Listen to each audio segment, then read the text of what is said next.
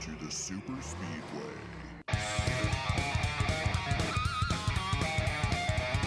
Welcome to episode 262 of the Super Speedway podcast, recorded Tuesday, December 20th, 2022. I'm your host, Eric Young, and I am joined, as always, by my co-host, James Cush. It is a special Christmas edition of the podcast. James, how is it going?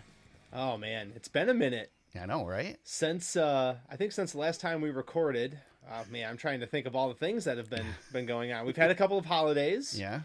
I won a Cup Series championship on NASCAR Heat. Oh, nice. And the Lions turned into a good football team. Yeah, so we've got a lot of stuff going on. What the heck happened there? That is crazy. Yeah, I think the last time we recorded, I called our coach an idiot. So Yeah, who's the idiot? That's funny. Who's the idiot now? That just goes to show you how long it's been. Wow. That's right. Yeah. That is incredible. Yeah, now they're like, I mean, the Vikings are proving that they're not real. And right? The Lions are almost the favorite in the NFC North. I know. I know. If they make the playoffs, maybe we'll see. And my Chicago Bears guarantee that they won't finish last in the NFC North this year. Right? So good on the That's Bears right. for doing something right, I guess. Yeah. Oh, and you know what else happened the last time since we recorded? Yeah. You cheated on me with another podcast. Yes, I did. I did do that. Yeah. And got us a nice podcast bump that we never took advantage of until today. Yeah, we haven't recorded since. Yeah. Yeah, I made an appearance on the Lap Traffic podcast. Brandon Crowd, my buddy that I met down. Ironically enough, he's from Michigan, but I met him in Chicago. That's great. But that's because usually in Michigan, he used to record during the race weekend, so he was busy. He was off in the studio all weekend long. But right. So yeah, so got to make an appearance on his podcast as he was heading toward 300. I think he said. Yeah, I think you were the penultimate episode before 300. Yeah. I was on with Dustin Albino, which I mean, geez, that's good company. Good company, but I don't deserve to be on there. You opened for Dustin Albino. Right? That's really good company. Incredible. It's like when you start this podcast and open up for me. Yeah, right? Wow. But it's good to hear your voice, man. Yeah. I know I guess what do we calling this? Our Christmas special? Yeah, I guess so. It's just before Christmas, so I mean, might as well. I'm not ready for Christmas. I don't know about you, but yeah, I wasn't ready for this podcast really either, so it's perfect. Well, I decided to go to Target today, Oh. like an idiot. And here in Michigan, we are the apocalypse is coming in the next couple of days. So everybody was getting all their last minute shopping done. I think today and probably tomorrow, and then we're all gonna hunker down and try not to die. Yeah. As the snow and the ice comes. You but really it was think not it's not going to be that bad? No, it's never as bad. No, it's never as bad as the weatherman says it is. So yeah, I think we'll be okay. Yeah, I have not ventured out to the stores very much. I did hit up I can't remember if it was Meijer or Walmart that I found some 1/64 scale. There was next gen Saginaw cars, Meijer. Yeah. Yep. I picked up a KFB number 18 Interstate Batteries car because I can't find M&Ms anything anywhere. A retro, a retro Kyle Busch diecast now. Yeah. I was trying. I almost pulled the trigger on a 1/24 scale 18, but I want the standard M&M scheme, and you can't buy it. Yeah, you can't find the damn thing, and it's like I don't. Lionel doesn't have a whole big selection unless you go after the race win Bristol Dirt. But that's 18. Not the regular M&M. That's exactly. That's it's the a crispy. Purple. Exactly. It's pink or whatever. So there's not a lot of options for KFB. But I think funny that the Bristol race win is available. Yeah, and that's pretty funny too. Because I think they kind of strategically were like, yeah, Kyle's not coming back. I don't think we're going to produce a whole bunch of these cars, which seems to be. Did you see speaking of diecasts, I mean, we're going to go off on a whole bunch of tangents tonight. Anybody, if you're listening to this show, I mean, there's no format. We have show notes, but really it's just a list of stuff that we can talk about. We're just going everywhere. So we just kind of felt like catching up, and we were texting each other, and I think I told Eric it's been a minute. We've been rusty, and we get used to talking to each other every week, and then we go on this hiatus, and I don't think it's good for our mental health. Well, it's not like this. It's not like this podcast is ever professional. So I mean, we don't need to worry about we're fine disappointing people. But so I saw the top 10 diecasts of the year came out earlier this week. Okay. Or maybe it was last week. And did you see what the number one selling diecast was? Would you like to guess? if you had to guess one diecast from the season that was 2022 would be the best one, what would you say? The Chastain Martinsville? Yes. Really? Yeah, I was like, holy cow, that's Yeah. like the newest one out there, and it's already the best-selling diecast they've got. They must have 1 million pre-orders on that thing. There's got to be, and I think that one's still available too if you really want to try and get one. Yeah, that one and the Kurt Busch Michael Jordan car. Yeah, was because Kurt another Busch one. diecasts are hard to get. Yes, yeah. Huh. So yeah, I was like, I actually was kind of shocked that was the number one selling diecast, but I guess if they count pre-orders, that makes total sense. So Somebody was selling on Facebook the Kyle Busch sweep yes, set. yeah, yep. And man, I was tempted for that. One of them was just ridiculously expensive, but the other one was actually reasonably priced. And considering the fact that I've actually seen the cars now after going into KBM, Yeah, it'd be yeah. cool to have it. But man, I just, it's hard. so hard because the 164 cars, at least I'm paying $6, and they're just, whatever. The kids can play with them when I get bored with them sitting on a shelf. But the Yeah. 124 scale cars, you spend over $100. The quality on them is terrible anymore. Yeah, I mean, Yeah, and it's really the tough. race wins are the ones to get. yeah. But when you're a Kyle Busch fan and only wins once a year lately, it's not as much fun. Exactly.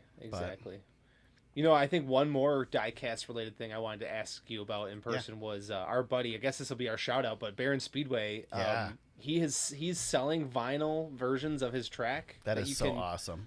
go to his Instagram, Barron Speedway, and I'm not sure how much he's still selling them, but I have it on my list to eventually place an order. Yeah.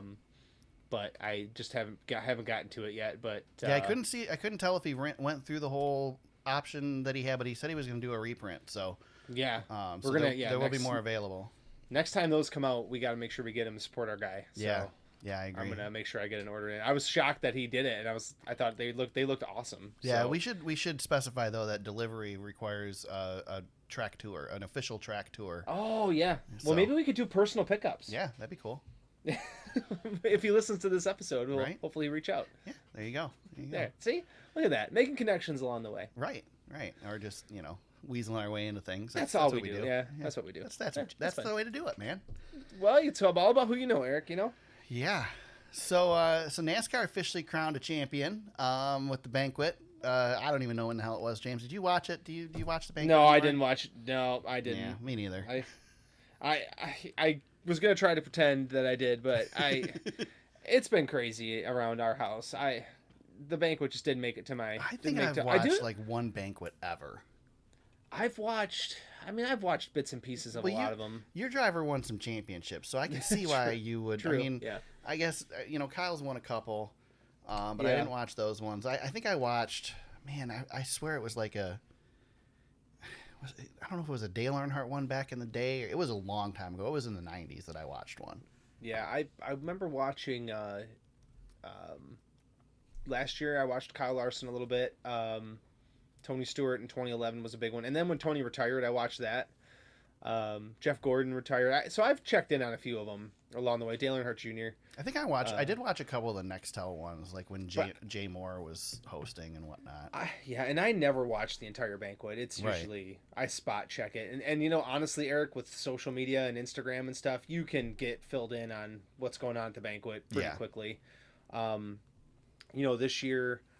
This year was a little bit different in the fact that this was Ty Gibbs' first public appearance since his championship, which was I know very challenging, but also I was really glad to see him getting somewhat of a normal, kind of pick me up. Yeah. After that whole thing went down, so that was kind of, he was out there.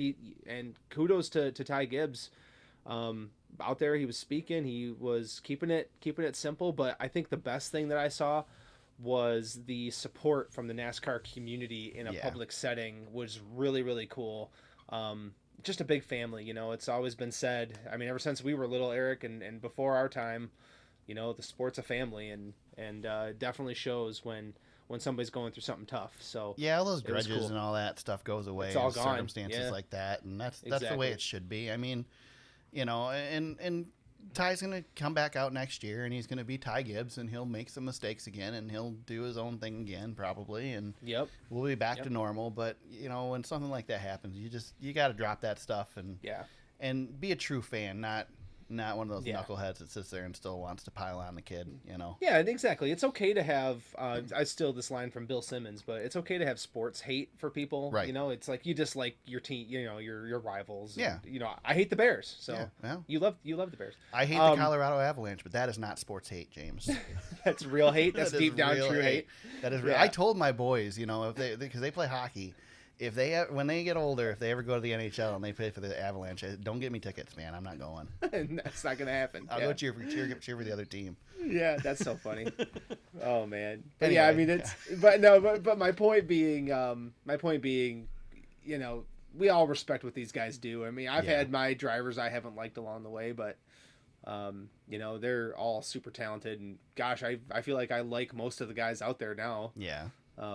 Than I ever more so now than I think I've ever had. But I've also, you know, I think that comes with age too. You just don't have the capacity to be like really invested in disliking people as much. It's easier too when you get closer to the sport. I mean, I know you're not at the track as much as I've been, but you've gotten a chance to meet some of these guys and interact with them a little bit, and it changes your perspective on things. And just like you watch the TV stuff when they do their interviews and whatnot, and you get to see these guys off the track, you realize they're real people. And and I think that's a great point, Eric, because I feel like I always not that I always tried to defend Bubba Wallace or take his side on things, but after seeing seeing the behind the scenes true person that Bubba Wallace is, I always am like, you know, I'm just a fan of that guy. Yep.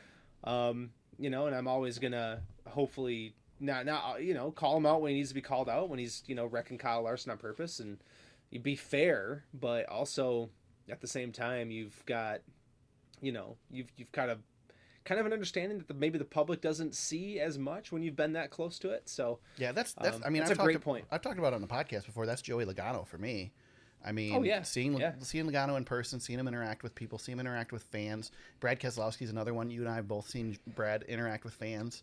It completely changes your perspective on these guys. But I mean, Logano's, you know, one of the hated drivers in the Cup Series, and as someone who's met him and talked to him, you don't understand it. It makes no sense at all. Exactly. Exactly. Know? Yeah.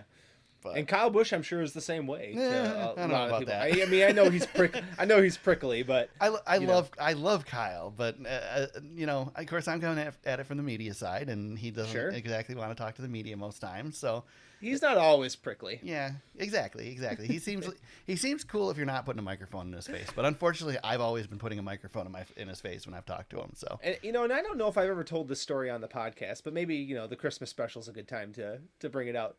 But I remember the first time I met Tony and was at a fan appearance deal. And, of course, I think, the third person in line, waited all day. That's dedication, man. Exactly, yeah.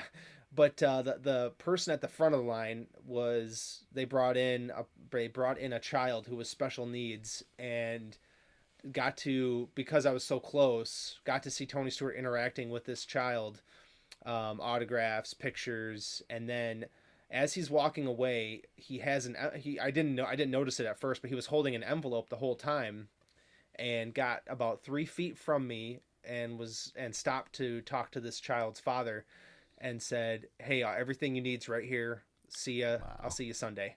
And handed him the envelope and said it was great to meet you. And I just was like, even though I was already a diehard fan, seeing that kindness, you know, it's a real life interaction. You know, most of the fans there, he's gonna, you know, do his thing, but that was a real interaction, which it was really cool. That's awesome. I don't think I've ever heard that story, James. Yeah, there's a lot of, you know, I think you know, we are lucky enough that, like you said, Eric, we're lucky enough to have had some pretty cool experiences, and that's one of my favorites. So I saw Brad do something similar to that at MIS during driver intros once.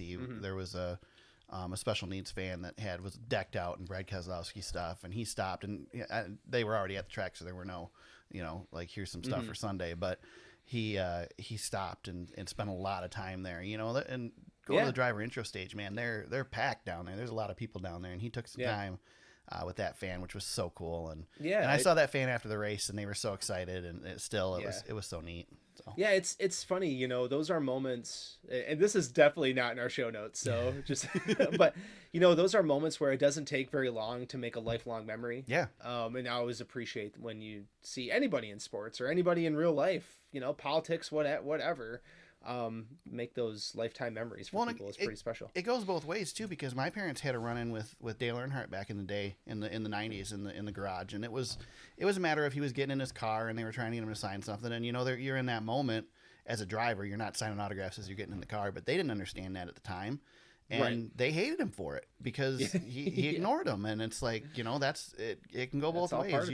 You make one mistake, you're having a bad day, or you're not paying attention. I mean, I don't know about you, James, but I'm a tunnel walker, man. I don't see anybody around me. I don't pay attention, and so I'd miss people all the time. As a celebrity, it'd be awful because everybody would think I'm just a jerk, and it's just I'm not paying attention, you know. Exactly, yeah, and I mean, that's every interaction. For as many kind interactions as they have, I'm sure they've had twice as many, you know, interactions that aren't as kind or are misunderstood, you know, too. So something to always remember when you're dealing with people who are kind of, you know, I mean, that's their job. They're at work. Yeah. You know, if somebody was bothering me at work, or like I used to do to you when we worked together, I used to bother you all the time. So I understand. Yes, you did. I still do. Yeah, and that's a little different now. I left a lasting impression on you, though. So I think we're okay. You did. Yeah. So back to the banquet, we got to find out who our most popular drivers were for 2022. No surprise. I really think no surprise probably down the whole list, James. But Chase Elliott obviously gets it again in the Cup Series, despite some rallying by Ryan Blaney, some advertising, some attack ads by Ryan Blaney, which were spectacular. Yep. Chase Elliott denies that he eats chicken wings with a fork. But Blaney says there's video, so one way or the other, Chase Elliott gets the most popular driver in the Cup Series. Again, I don't think anybody was surprised there, but old Noah gets it in the Xfinity Series, though. Yeah, good to see that. Going away present for him. So yeah. I don't know if he'll ever challenge Chase for the most popular in the Cup Series, but maybe he's got a shot. Maybe. It's hard to say. He's gonna have to do some winning. I think it's not going to be something where he's going to be able to finish in the back. Is Noah's charm is when he's celebrating the front stretch. So yep. And then Truck Series, Hailie Deegan is the most popular driver, which I would not have picked Hailie Deegan, but seeing her name is no surprise. Well, she's got the social media influence that the rest of the truck drivers just don't. They won't ever be able to attain. You know, your average Truck Series and Xfinity Series driver's not going to pull her weight. You know, she's she's the biggest thing going on that side of things, and she's got the name to go with it too. Yeah, I agree. But you know, speaking of Hailie, I guess we could knock one of our news items out of the way. She'll be back. Yes, she will. Switching teams, but staying with Ford. It's funny, I don't even have that in the notes, but yeah, Hailie Deegan going to be with Thor Sport next season, right? Yeah. Thor Sport.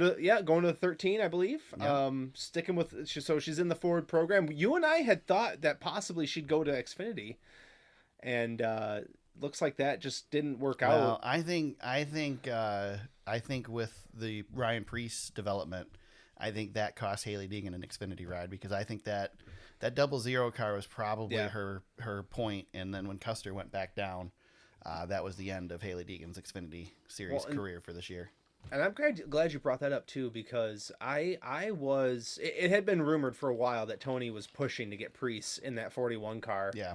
And I gotta ask you, can you believe that Tony, even though he's not listen, Tony's doing just fine. Right. But he's not the money behind Stewart-Haas Racing. That's Gene Haas's, he's the big investor of that team. Right. Are you surprised that Tony was able to get Cole Custer out of the 41 and get his guy in that instant? I mean, did that surprise you at all? Or is it just, Tony, they trust Tony, they know he knows what he's doing, that kind of thing? I mean, I am surprised because as far as I understood, this wasn't Tony's car.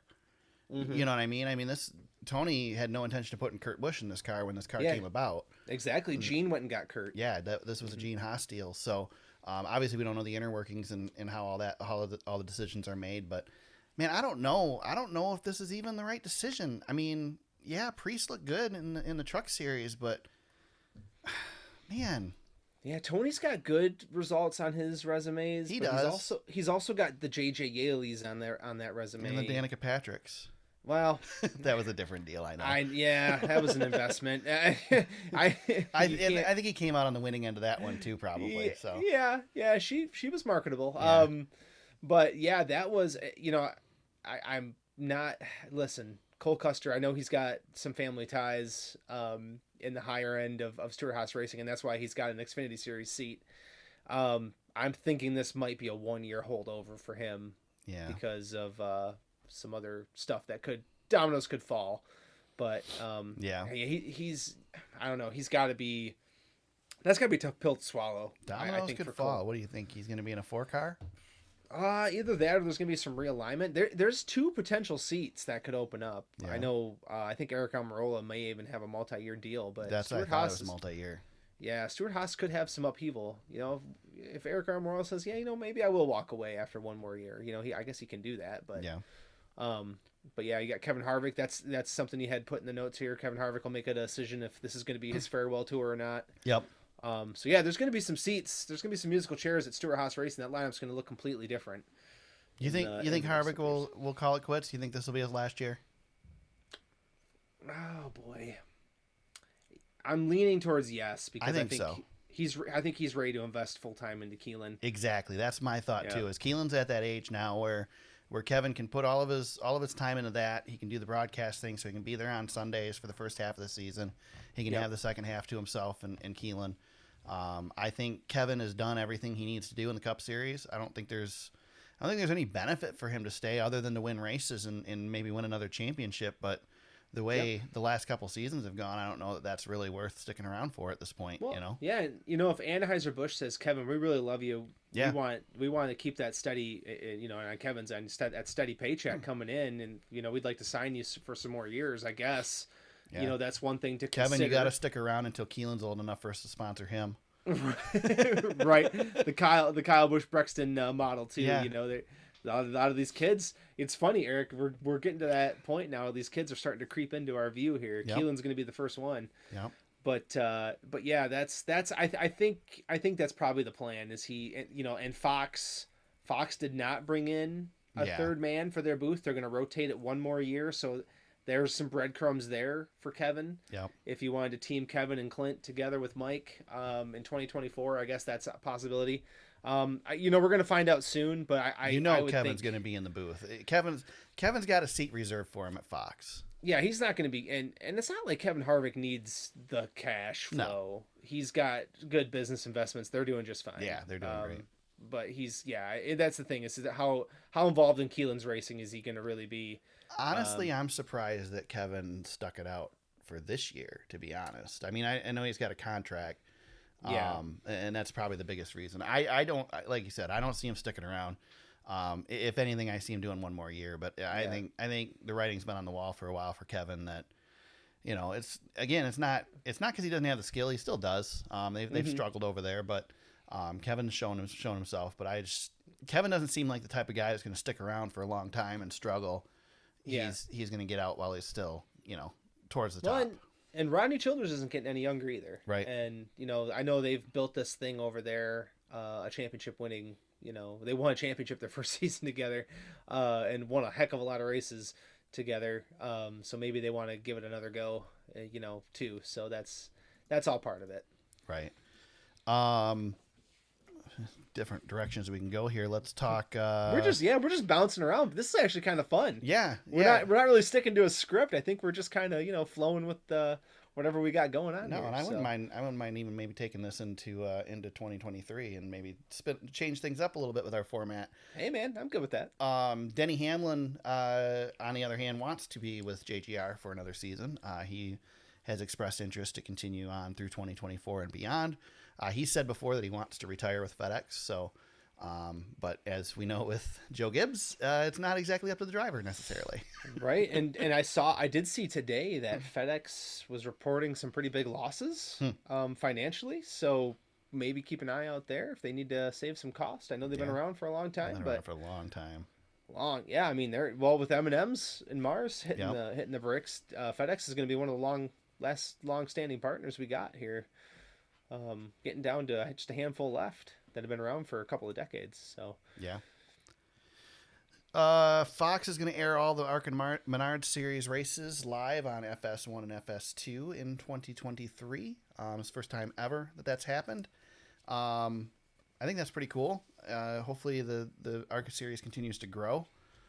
We saw some positive things toward the end of the season with numbers and whatnot. So hopefully, with car counts, and hopefully that'll continue in 2023, because I think they're still struggling there. They're still in that transition point that it's not quite where it needs to be yet. But I was talking with the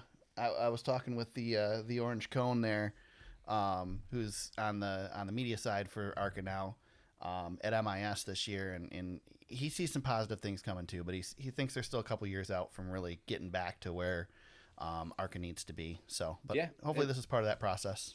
Well, I was just going to add to that, what you said there. You were kind of tapped into what ARCA's got going on, which is really cool. And I think as long as we cover our eyes when they're at Talladega and Daytona, right? I think we'll be okay with how much coverage they got. I'm actually really happy to see they've picked up a little bit more steam here. I know Fox, Fox is going to want to have as much content to those sports sites or the sports pages as they can. Yeah. Well, I'm just wondering if they're going to actually send their booth to the track or not.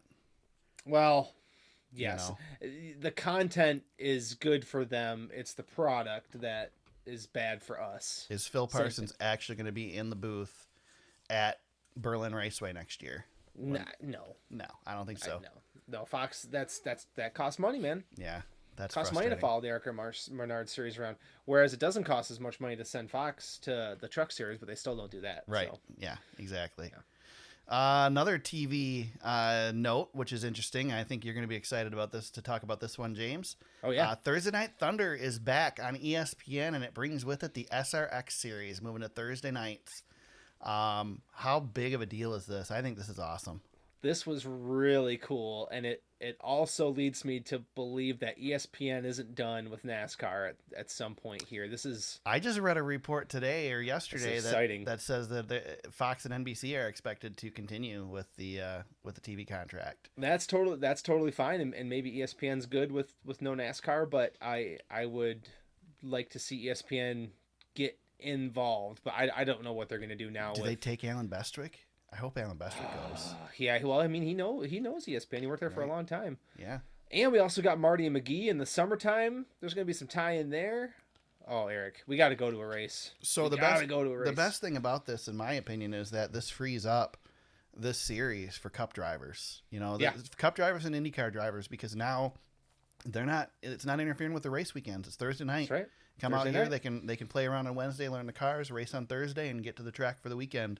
And still be able to race their normal series. So could really beef up the fields for the SRX Series as well.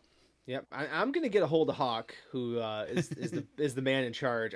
Eric, we got to put together some sort of a media deal with him to be like the official podcast, and they could travel us around. That'd be cool. We would lead with SRX Corner, that's for sure. We could. Yeah, I'm totally down. Hey, I'm totally down. We could do an SRX exclusive podcast and just do exactly. If they need a SRX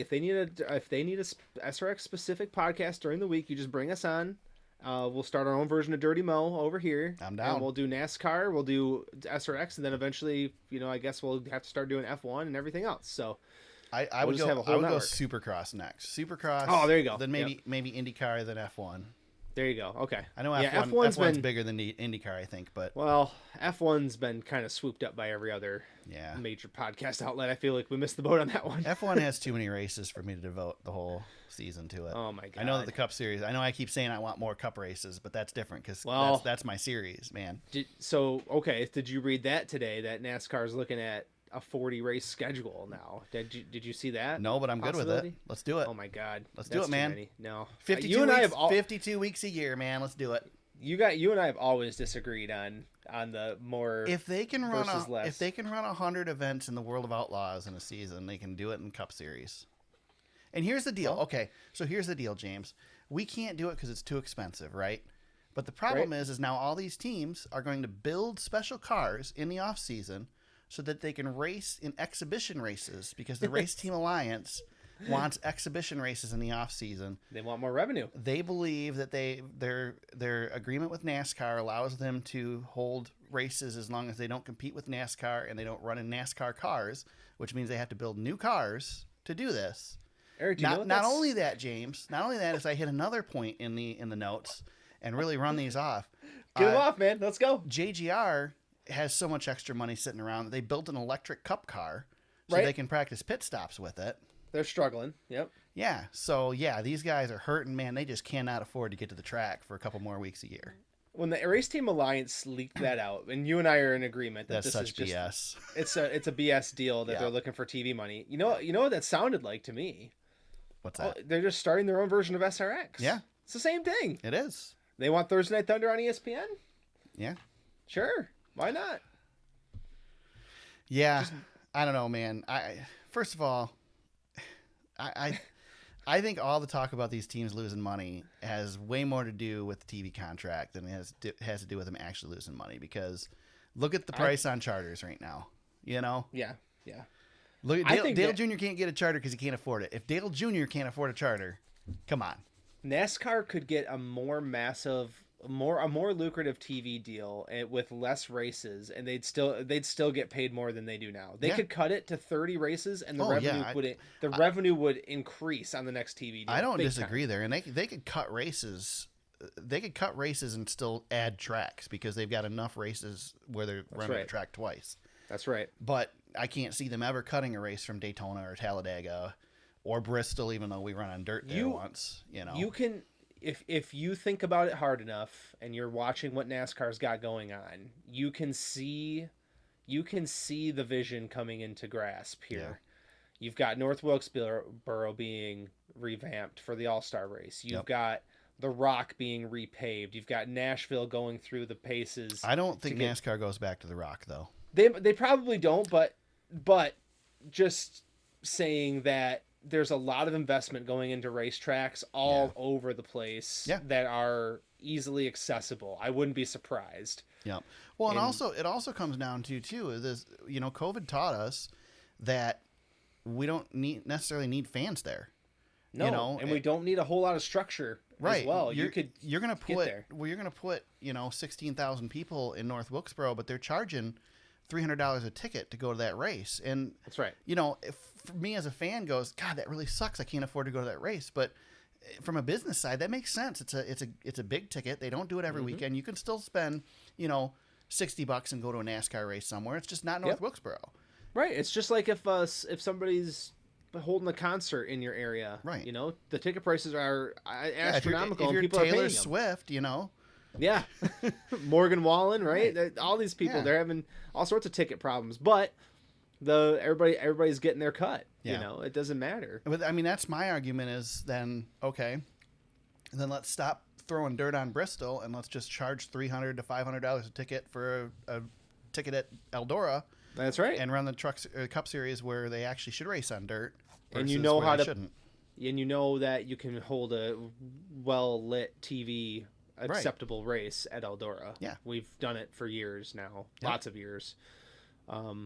Knoxville could do it if you wanted to go back there. No, Knoxville is not a stock car track, man. No, Eldora is the only place that could probably do it. Yeah. Honestly. But yeah. Well, I mean, you got, I don't know. I guess I haven't watched enough races, World of Outlaw races and stuff on like the Charlotte short track or the Charlotte dirt track, Las Vegas dirt track, and all that to see. Yeah. I mean, Las Vegas dirt track runs, the ARCA series, so they can certainly run stock cars there. So I don't know. Did you see Eldora's holding a $1 million sprint car race? I did see that actually. My my cousin's trying to get me to go.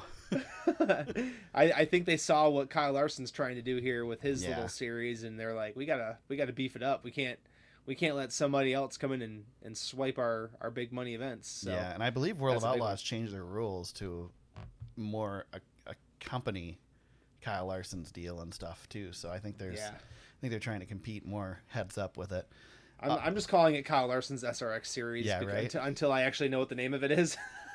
Yeah. I can never remember. Yeah, my cousin hit me up wanting to go to that, and it's a possibility, but it's right after Atlanta, and I'm thinking about taking the family to Atlanta this summer.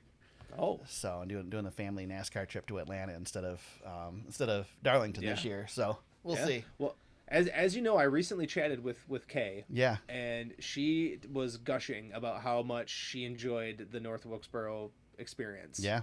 And I was not to say that I was shocked by any of it, because by God, she did it. But she actually enjoyed it. I guess I kind of was. She loves going to the track. She don't want to watch it on TV, but she loves going to the track. It actually frustrates her that I do the media stuff because she can't. But she didn't want to go. She doesn't want to sit through a cup race. So it really worked out perfectly. Like Darlington worked out perfectly because she came Saturday. Her and the boys got to watch the race on Saturday, and I got to do my thing on Sunday. So you know, my wife used to really like me and would go to the races with me all the time. But she doesn't like me as much anymore. Is she sitting next to you right now? No, I'd never say that. I'd never say that in a public forum where she could go back and listen to it for the remainder of time. Right. Yeah. Nice. Yeah. So, James, you know what I would do if I was doing this? The first thing I would do is I would scrap the two. I would scrap the two exhibition races and just make them freaking point races. I don't understand why they're not points races now. Everybody's required to be there. Yeah. I don't think they need to be exhibition races. I don't think it adds anything. I don't think people drive any differently because they're exhibition races. I think we just make them points races and be done with it. Even if they're like half, you know how F1 will do half points from time to time? Make them a half a points race. And I'm good with some double points races too. IndyCar does that. I'd love to see the Daytona 500 worth double points. And honestly, you can do whatever the hell you want for the regular season because it doesn't matter. Right. As long as the guy wins the race, he's going to be in the playoffs. So screw it. Yep. Put as many points on as you want. Yeah, exactly. I don't know. I mean, go run Daytona and then come back to California and do a little swing there. You got a couple of short tracks in there now with the Auto Club having one more at the big one, and we'll have see. a little short track swing. I will believe that when dozers start taking stuff out there. Oh, I think it's happening, bud. Yeah, I think it's time. I think it probably is too, but I'll believe it when it happens. That's totally fine. Hey, listen. We never thought North Wilkesboro would be racing, man. And all of a sudden your butt was sitting in a seat at North Wilkesboro watching Dale Jr. So amazing. Speaking of North Wilkesboro, so Adam Stern reported today, I believe it was Adam Stern reported, that North Wilkesboro is being allowed to keep up the Winston signage at the track as long as they don't sell it. How awesome is that? Yeah, they're going to preserve it as a historical site. Yeah, that is so cool. When I took pictures of that NASCAR Winston Cup Series sign coming in last year because I thought there's no way this is sticking around, and I'm so happy that they get to keep that. That is absolutely awesome and great for Winston. I mean, free advertisement. Yep. But it's cool. That's so cool. I think they're doing the right stuff out there. Just looking at what they're doing, I mean, they're putting in, they're adding the concrete walls, they're putting in new fencing, they're putting in safer barrier, but they're doing a great job of preserving what they have. They're putting new suites in, but they're putting them in the style of the old suites. It's gonna have such a charm out there, man. I am so excited. I hope everything's still hand lettered, which I believe it will be. Man, I'm so disappointed. I'm not going to be going back there this year just to see what they've done to it. But I'll be back. I'll be back eventually. Yep, someday. It's cool. I mean, you got to be there for the revival. Exactly. I mean, you'll always have that. I said, that track isn't going to be there anymore. That style won't ever happen again. But I'll get to go see the new one anytime. That'll be around for a while. So yep, totally. Very excited. KFB is getting a new number, James, but it's still the same number, but it looks different. It does look. Yeah, and did you see that Tyler Reddick basically was like, "Man, they're letting Kyle do all the things I couldn't do. I wonder why." I didn't see that. That's funny. Yeah. He basically he was on a podcast. I can't remember which one. He was making these comments. Oh, it's probably on Door Bumper Clear. But Kyle's already restyled Brexton's his, I guess, I don't know, his mini sprint. Is he number 8 now too? He's not number 8. He's still number 18, okay. But he's got the font change. So nice. I'm still thankful for this because that 8 was atrocious. Yeah, I still think it's BS that they can't use the RCR font. Yeah. But the Wicked Witch will not allow it. Well, they could use the 31. I don't know. Or whatever, but it's fine. It's fine. Leave the 8 be what it is. Yeah, it looks so much better. Well, it gives Kyle his own identity. It's like you know, with William Byron, they never styled the 24 after Gordon left. Yep. It's still that 24, and it's always going to be Jeff Gordon's 24. Yep. It's always going to be Jimmy Johnson's 48. I mean, those are, unless they. This gives Kyle. I mean, That being said, Kyle Busch isn't replacing Jeff Gordon or Jimmy Johnson at FCR. It's his number. Yeah, it's his number. Yeah. And Tyler Reddick's going to probably win a championship someday. Yeah. Tyler Reddick will have, probably Hall of Fame numbers at some point, but he doesn't yet. And he won't be remembered for that 8 car. Right, and it's like Joey Logano drove the 20, but you'll never remember him as a driver of the 20. He won 2 championships with the 22. It's exactly. Same difference. If Kyle Busch wins with this car, it's Kyle Busch's, for forever, I guess. Yep. So there you go. I think the only other thing that I've gotten the notes that we haven't hit on is Rick Ware Racing is forming a technical alliance with RFK for 2023. Okay. Hopefully maybe that will involve training for the drivers to teach them how to drive. Well, shifting away from Stuart Haas. Yeah. Which I thought was interesting because I thought that maybe Cole Custer would end up at Rick Ware instead of going back to the Xfinity Series, but that's not the route that they're going to take. They're going to keep Cole Custer in house, which is it's just fine. I hope Rick Ware gets his crap together. I don't know that aligning with RFK is going to do that. It might help RFK in the sense that they can test a few things. Yeah. I think RFK benefits from this more than Rick Ware. Yeah, because you can throw a bunch of crap at it and see what sticks. You know what I mean? Yep. So, and as we saw late in the year, RFK was figuring a few things out. If they can use this to build some of that momentum up a little bit more and try to identify where some of their still weaknesses are at, they can really help maybe get that team up a little bit here in points and get some more wins. There you go. Any other news? I mean, I know we missed a bunch of stuff because there's been all kinds of things. Way we bounced around, I feel like we covered the whole offseason right there. Yeah, we mostly hit on Cup Series stuff. I know there's been some driver announcements and stuff in the Xfinity Series and the Truck Series, but we'll get into all that stuff as we roll into the new season. Mainly just want to jump on here and kind of refresh what was going on and do something a little bit before the holidays. So going into the holidays, James, this weekend is Christmas. Yeah, man. Decided to let's come up with our NASCAR Christmas wish list. 5 things that we want to see or wish for in the 2023 season. We'll go back and forth on this. I'll start with it since I'm the one who came up with it. Just to get the ball rolling. Let's go. I'm going to go with a nice, easy one, and I'm going to start with North Wilkesboro is a success for the All-Star race. Huge success for the All-Star race. Good one. Yes, I did not have this on my list. So, but I agree with you 100%. I think it's already a success that we're going there. Yeah. But if we go and we have a great race, and get this track solidified on the schedule in the future, just going to be huge. Yeah. It's the greatest revival in the history of this sport. I mean, it was dead and gone for my whole life. I mean, man, they ran their last race there and I was 9. 1996. And now I am 35 and it's back. Jeff Gordon won the last race there, 1996. Yeah. And I saw, I saw on Twitter, maybe it was NASCAR Memories, if I'm not mistaken, posted the picture of the last race at North Wilkesboro. And I hope to God that they put the all-star drivers on that front stretch and snap that photo. Yeah. And recreate that bad boy because we're back. Yeah. We are back. It's just going there last year. I'm getting chills now talking about it. Just feeling the history as you walked into that place and knowing all of the NASCAR history that happened there. The Brett Bodine win. Did he win? Did he not win? Oh yeah, that one. Yeah, that's a good one. The Earnhardt, was it Earnhardt and Bodine or Earnhardt Ricky Rudd? I can't remember who it was down in turn 1. Earnhardt and Waltrip, I think. Yeah, and man, just so much freaking history at this place, and so excited to see it come back. I saw a couple of minutes of an iRacing race with the next gen car at the iRacing version of the track, and it just made me so excited about this thing. Yeah.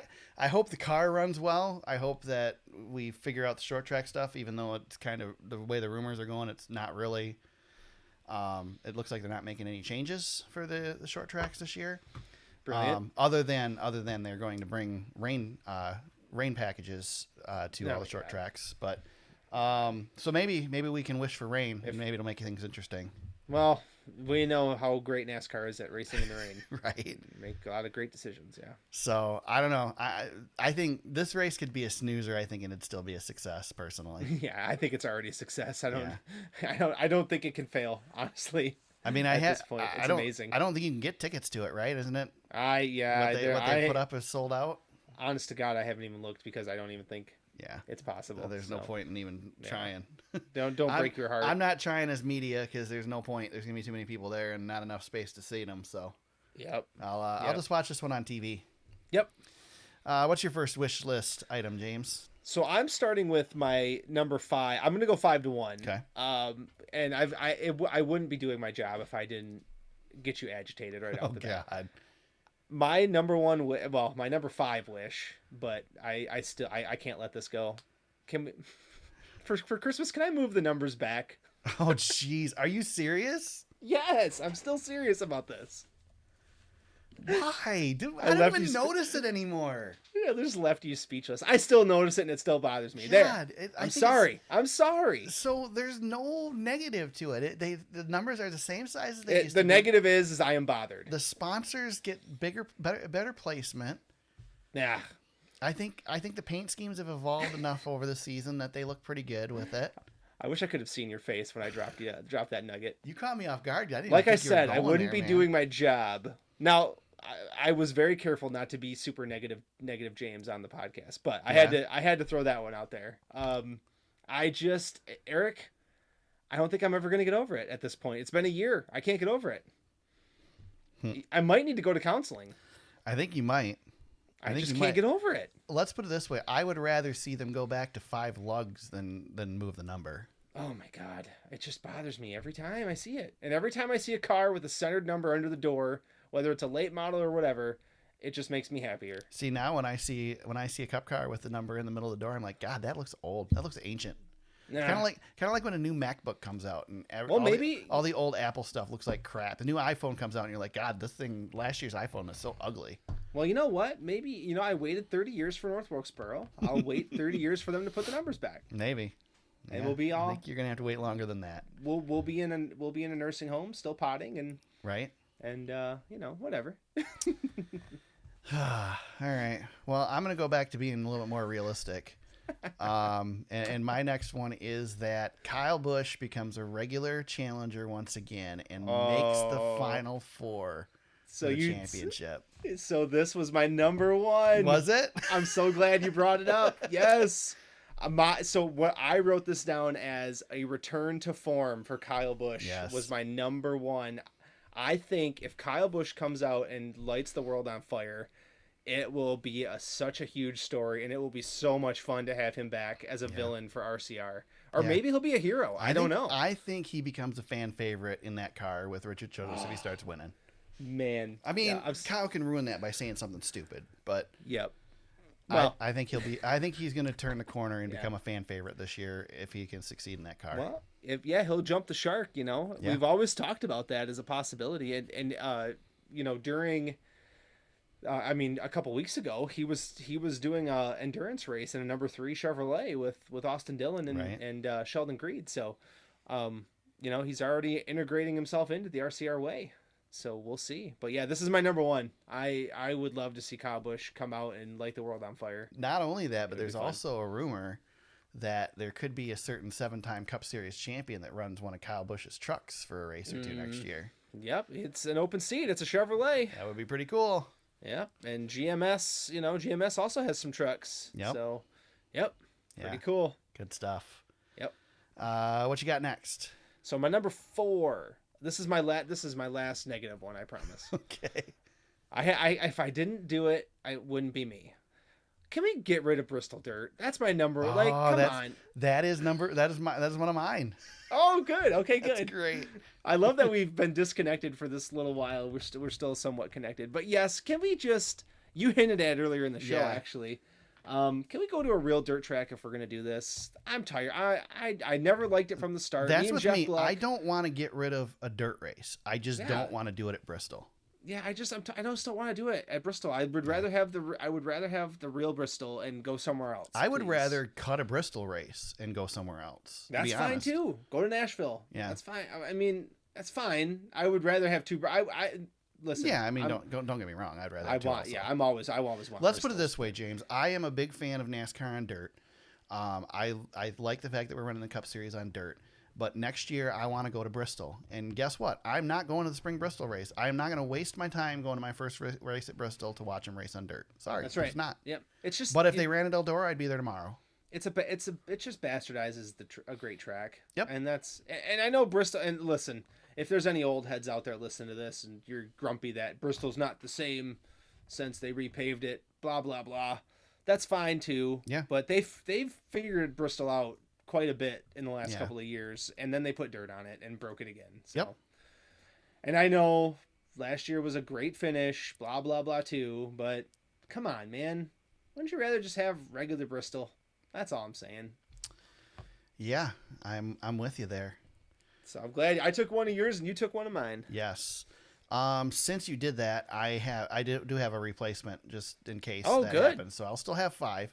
Nice. So I'm gonna go with this one. I hinted at this earlier with the ARCA series, but my wish is that Fox sends their entire broadcast team to the track for the second half of the Truck Series season.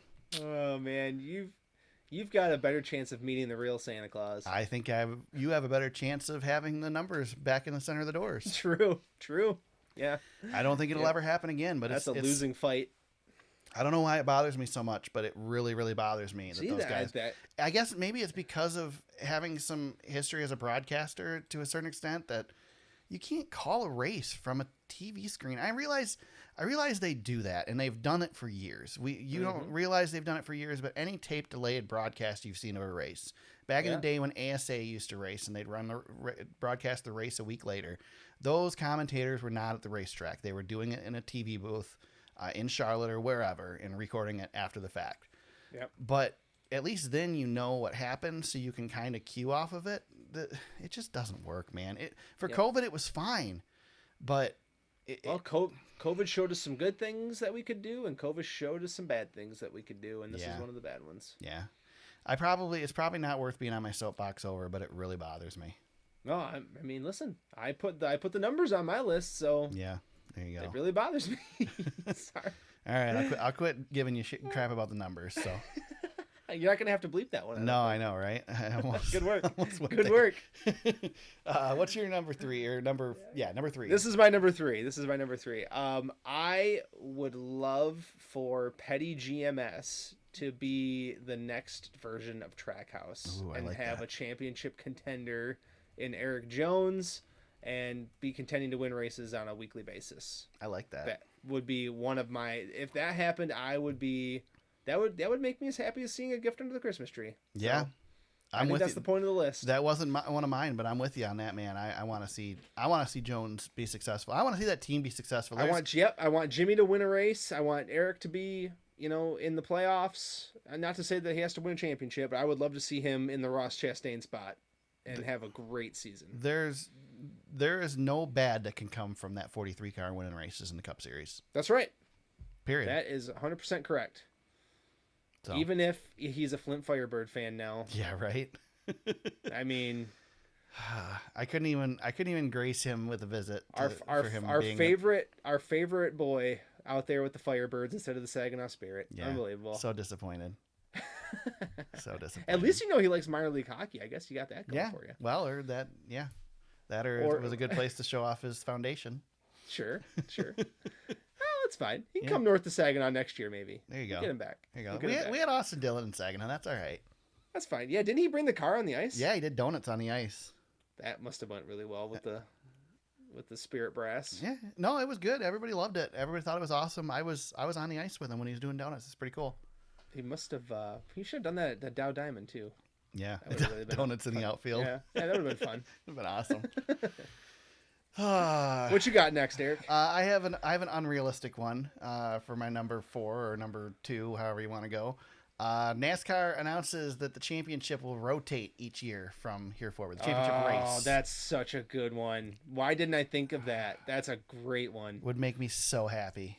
Yeah, I would like to see, honest to God, a 4-year rotation. Yeah. Just make it a 3-year rotation. I don't care. Make it. I would like a 4-year rotation. Okay, so let's add to this. What tracks do you want? Give me your okay. Let's say NASCAR says 4-year rotation. What are the 4 tracks you want for the championship? Well, let's put it this way. I said last year at the end of the season that we raced the first week in November at Martinsville.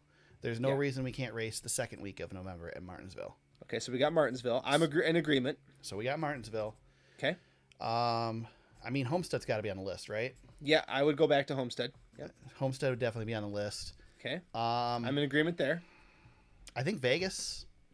Ooh. I think Vegas is a great track. Okay. It's a 1.5 miles. And then, I don't know. I guess if they do what they want to do with California, that was on my list. We put them at the short track of California. I mean, I'd love to. NASCAR has a clause, I believe, that they cannot begin and end the season at Daytona. So Daytona will never be a championship race. We can't do a. Yeah, I don't. Can't do a as much as I'd love to see a championship race at Talladega, there's just no way. I would vote out Talladega, Daytona, and Atlanta. Yeah. In Atlanta in its current form, I can't. I can't. And I mean, honestly, maybe Martinsville probably is maybe a little extreme. Maybe replace Martinsville with, I don't know, Charlotte. I mean, I think the only problem with that track and in Las Vegas is that they're SMI tracks, and I don't think NASCAR is going to end the season at an SMI track. Yeah, but they used to. They used to at Atlanta. So. Yep. And Atlanta, I mean, that would be Atlanta would be the perfect opportunity if you wanted to end at a restrictor plate track or a super speedway, because it's not quite a super speedway, but you get that same aspect. So maybe I don't know. The venue is too small, I believe, but North Wilkesboro. Oh man, I was gonna say that, but yeah, they don't have enough pit stalls there. It's not there. Yeah. It's not there yet. I was trying to think of other warm weather tracks that we could go to. The problem with North Wilkesboro too, so I don't know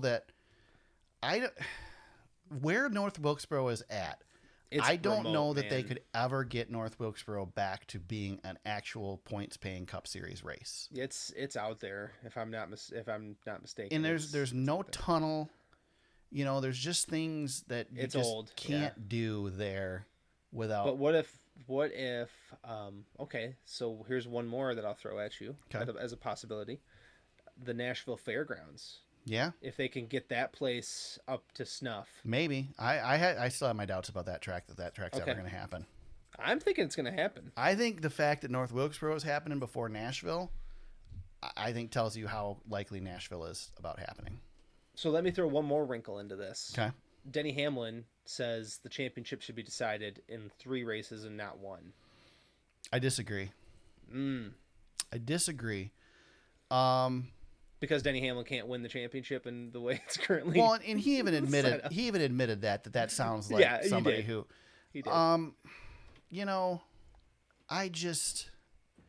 understand the argument, and I think I even made a case for this argument this season, but it's just not the system, and I don't think it. So, here's the question, James: what's more exciting, the NBA championship 7-game series or the Super Bowl? There's more on the line in the Super Bowl. And no, the best team doesn't always win the Super Bowl, because sometimes the best team has a bad day. And yes, in a 7-game series, generally the better team's going to win. Yeah. But the point is that you have to be good that day at that place. Yes. And I think it is a bigger deal, not just because the NFL is bigger than the NBA. I think it's a bigger deal. Well, you have the World Cup final. Bowl. Think about how big that was. Yeah, exactly. I mean, I didn't watch it. And that went to a freaking shootout. I mean, I think it's a bigger deal to win the one championship. I think it clouds up the championship by having multiple races be a part. If you're going to do that, then okay, James, if we're going to do that, then why don't we make it a 10-race series for the championship? And if you're going to do that, let's just make it a 36-race series for the championship. And now we're back to the old system. So eliminate one driver every week, right? Yeah. No, I think leave it the way it is. I honestly think that the system we have is as good as it's going to get without some major change. The one I don't disagree with you, but I would say the one thing that this current format is missing is it doesn't allow for the comeback to happen. I agree. So if you had a 3-race series, for example, let's say Denny Hamlin's down 15 points in the last race, and he's got to actually point his way in. I think that could actually get very interesting. I know that for a casual watcher of NASCAR racing, that's going to get confusing, but for us who are highly involved in NASCAR, we understand how the point system works. So if Denny Hamlin goes out and wins a stage, cuts that down to 5, and it can get pretty exciting and strategic. And I think that could add to a championship race instead of taking away. Now, that being said, I don't disagree with your point. A 3-race series for 4 drivers is not as exciting as you think it sounds. I mean, true. The 3-race series works for 8 drivers because there's 8 drivers. But as soon as you whittle that down to 4, man, there's if you're gonna go that route, then let's just not take 4 to the championship race. Let's take 2. Make it 2, yeah. Yeah, and actually, honestly, I would not be opposed to that. And I think that usually when there's 4, usually there's 3 real contenders, and the 4th guy's kind of whatever. Yeah. At least that's the way the race plays out a lot of times. But yeah, I don't know. I agree that there's no chance for a comeback, but again, that goes right back to you got to be good that day.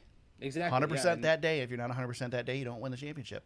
And to maybe counter argument my own argument, Kyle Larson in 21 was down and had to have a miraculous pit stop, and it led to the drama of the day. So any way you want your drama, I think you're going to get it. It doesn't really matter how you get there. I think what it comes down to is everybody knows the system, and it doesn't really matter what the system is. Everybody knows the system, and the system's going to be exciting no matter how they do it. Yep.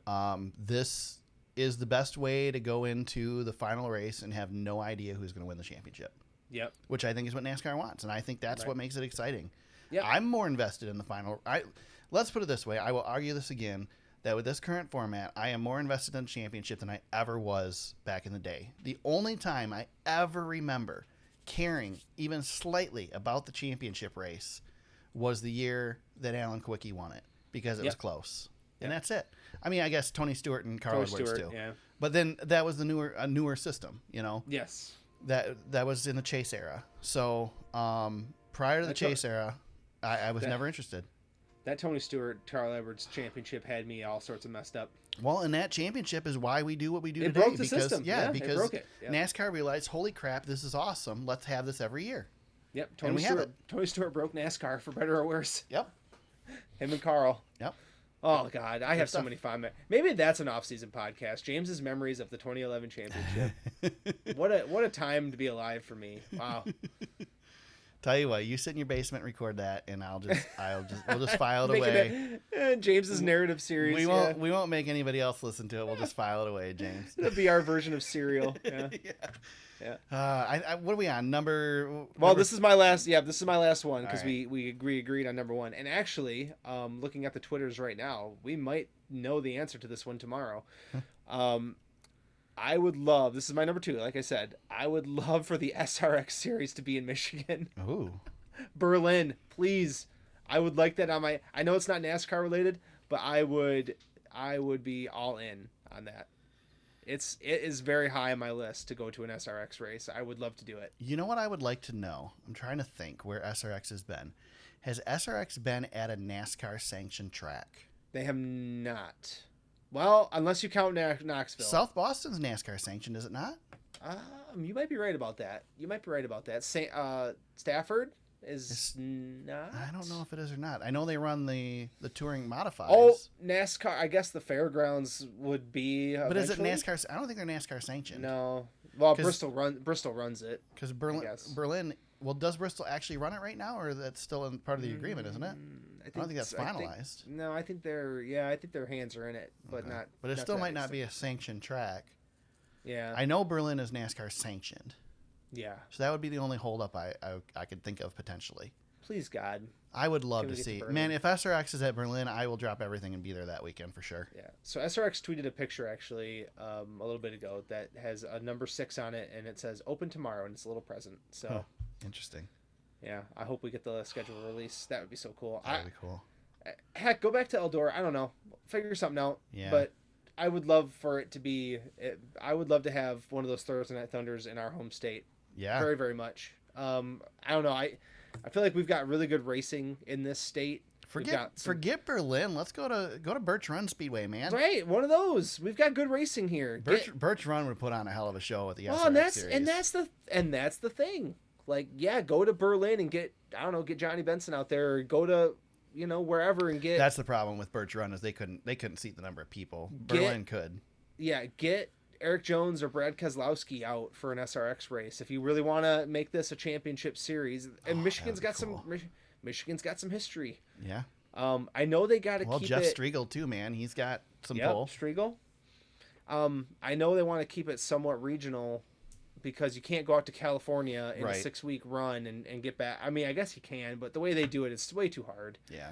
This is an East Coast series at this point so far, but yeah, I'm looking forward to the schedule release, but that's very high on my list. It's more of a personal preference, so.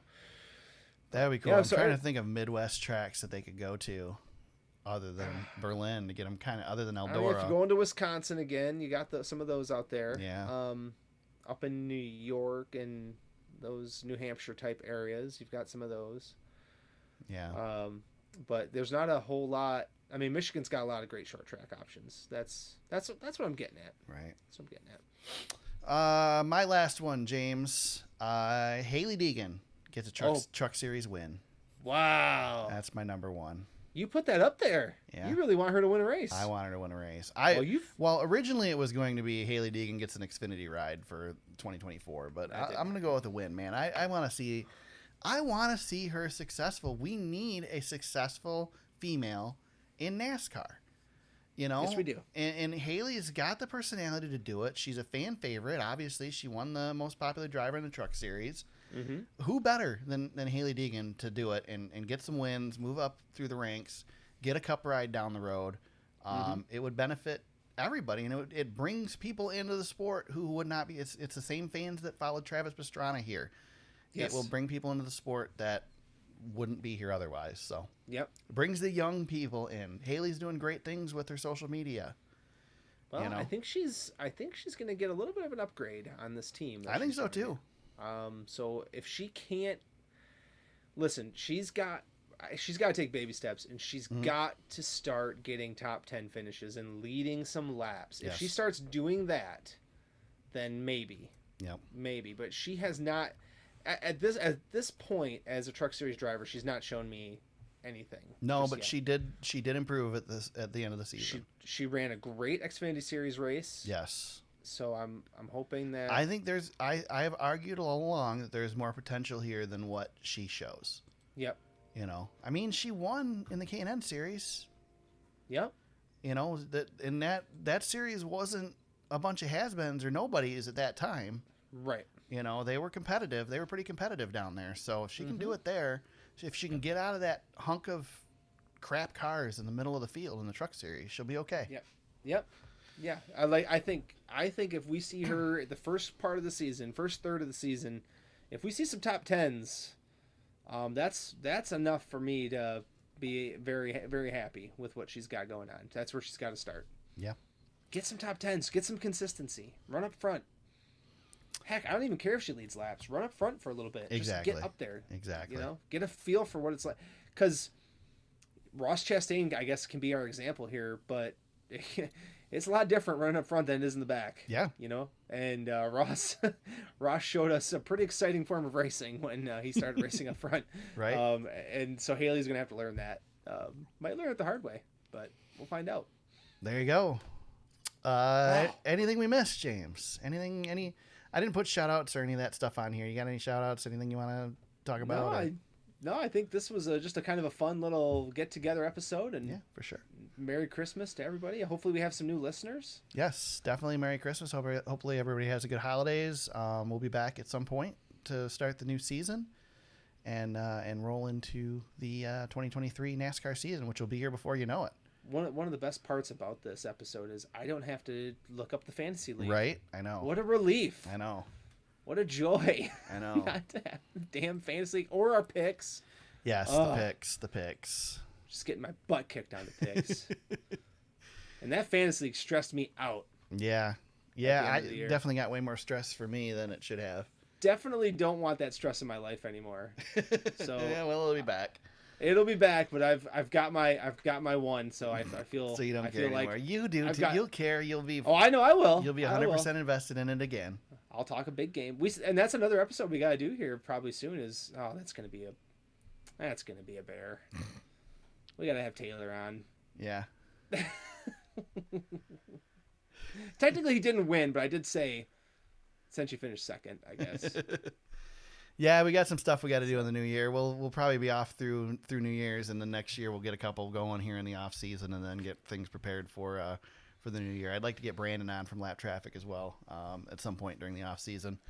And I think if I'm not mistaken, Claire B is on our list as well. Yeah, I know I need to work on that. I haven't done any work on that, so. We'll see. That's why I'm putting you on the spot. We'll see what happens. I'm putting you on the spot in the public forum. Yeah. Put it out there. I can just edit it out of the podcast. No problem. Yeah, there you go. Yeah. He's got the power. He's got all the power. I have all the power. You know who else has all the power, James? Elon. Elon Musk has all the power. Oh, yes, Elon, yes. So if Elon doesn't shut Twitter down, how can people reach out to you during the off season? I'm still going to say at James Cush on Twitter for now. You can find me at TSuperspeedway on Twitter, although I haven't been on Twitter much.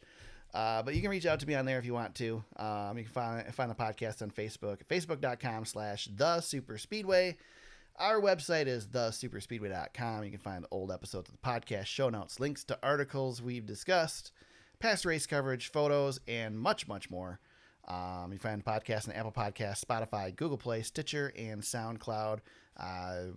Subscribe now to be ready for the new season. Again, we'll take a few weeks off again, and then we'll be back to get things rolling before the 2023 season begins. With that, Merry Christmas, everybody. Happy New Year. Hopefully everybody has a good holidays. Everybody gets some good NASCAR stuff under the Christmas tree. Gets the die-cast cars you want, all that jazz. Mm-hmm. And we'll be back to talk to you all again in the new year, 2023. Can't believe it's right around the corner. Until then, everybody, let's go racing.